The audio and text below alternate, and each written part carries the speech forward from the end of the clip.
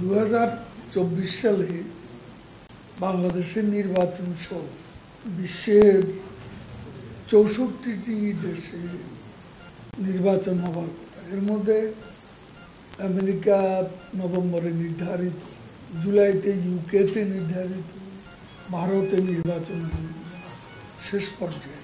পৃথিবীতে যারা নিজেদেরকে গণতন্ত্র মানবাধিকারের প্রবক্তা বলে দাবি করে, রাফায় একটা অফেন্সিভে 45 জন নরনারী শিশু একদিনেই এদেরকে মেরে ফেলা।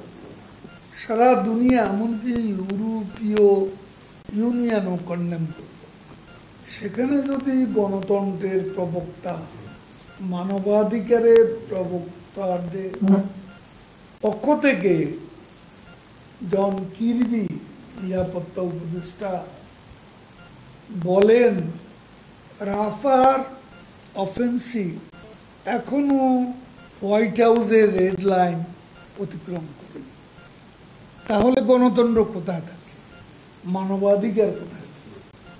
আজকে গণতন্ত্রের জন্য সোয়াজিল্যান্ডকে কোনো প্রশ্ন করা, কঙ্গোকে কোনো প্রশ্ন করা, গণতন্ত্রের জন্য হেইটিকে জবাবদিহি করতে হয়, গণতন্ত্রের জন্য আজকে রুয়ান্ডাকে কোনো প্রশ্ন করা।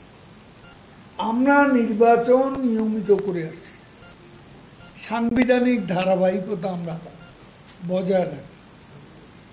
পারফেক্ট ডেমোক্রেসি পৃথিবীর কোথাও, আমরা পারফেক্ট এ কথা আমরা কখনো দাবি করি, তবে আমরা পারফেক্ট হওয়ার পথে আমাদের চেষ্টা আন্তরিক, আমাদের প্রধানমন্ত্রী আন্তরিক, এটা তিনি প্রমাণ রেখেছেন। তাহলে নির্বাচন ব্যবস্থাকে প্রধানমন্ত্রীর অফিস থেকে বিচ্ছিন্ন করার দরকার ছিল, স্বাধীনতা দেওয়ার দরকার ছিল না। Legal independence, administrative independence, financial independence, এগুলো তো একটা সরকার প্রধান চিন্তা করত। যদি যখন তার